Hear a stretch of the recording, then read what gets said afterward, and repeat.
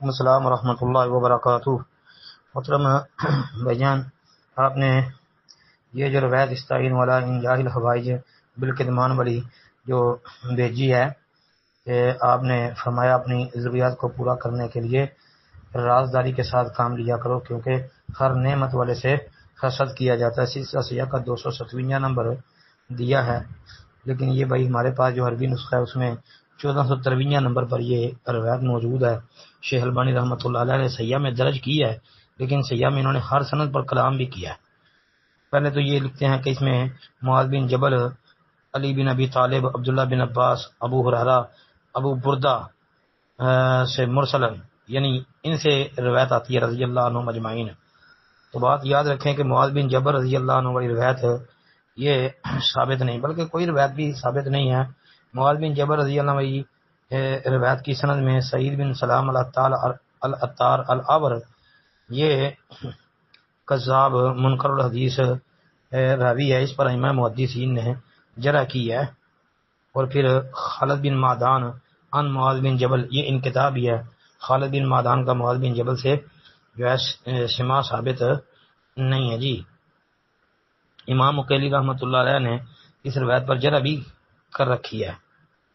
یہ امام مقیلی رحمۃ اللہ علیہ نے اپنی کتاب الضعفاء الکبیر کے اندر جو ہے سعید بن سلام العطار بصری کا ترجمہ ذکر کیا ہے، اور اس میں امام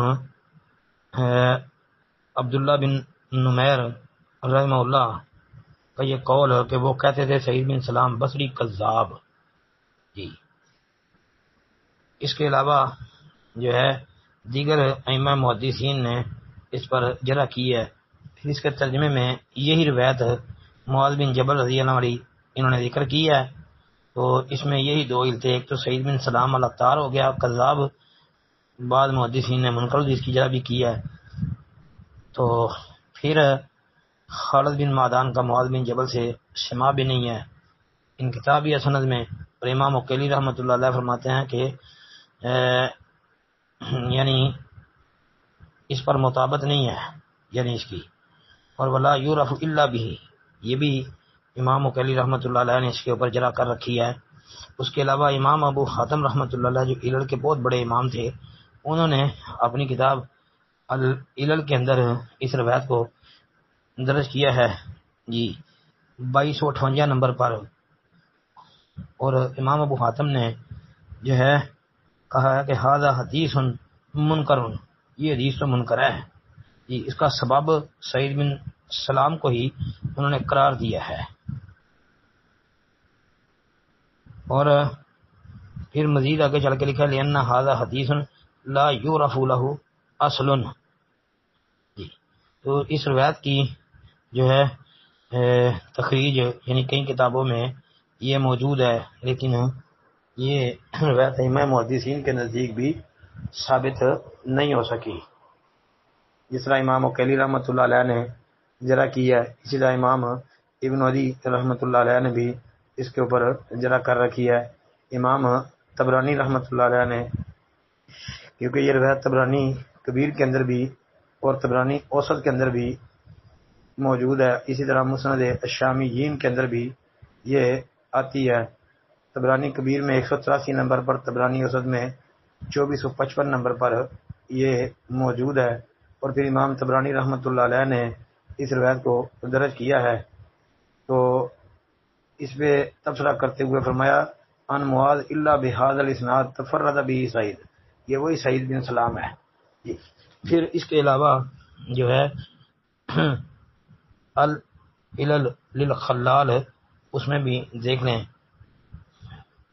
پھر یہ بھی کہ سالت احمد و یحییٰ عن قول الناس استعین ولا طلبی حوائج کو بالکتمان فقالا، دونوں نے کہا، کن دونوں نے؟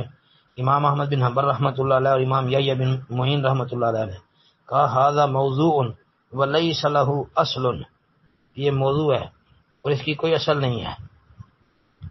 تو پتہ چلتا ہے کہ یہ موضوع منکر باطل قسم کی مردود قسم کی یہ روایت ہے۔ اسی طرح جو ہے ابن الکیسرانی نے جو ہے تذکرۃ الحفاظ میں جلد 1 صفحہ 55 پر اس روایت کا ذکر کیا ہے، اور اس میں طاہر بن فضل الحلبی ہے جو کہ یہ طاہر نے حجاج پر روایت کو وضع کیا ہے۔ اسی طرح ابن کیسرانی نے سعید بن سلام العطار بصری عن ثور بن یزید عن خالد بن معدان عن معاذ بن جبل یہ بھی سند کی طرف اشارہ کیا ہے، اور ساتھ کہا وسعید ھذا منکر الحدیث ہے۔ پھر امام ابن حبان کی المجروحین جو ہے وہ بھی دیکھ لیں۔ اسی طرح ابن العراق نے اپنی کتاب تنزیہ شریعہ کے اندر اس روایت کو ذکر کیا ہے اور اس کے اوپر کلام کیا ہے۔ جی یہ روایت بھائی ثابت نہیں ہے۔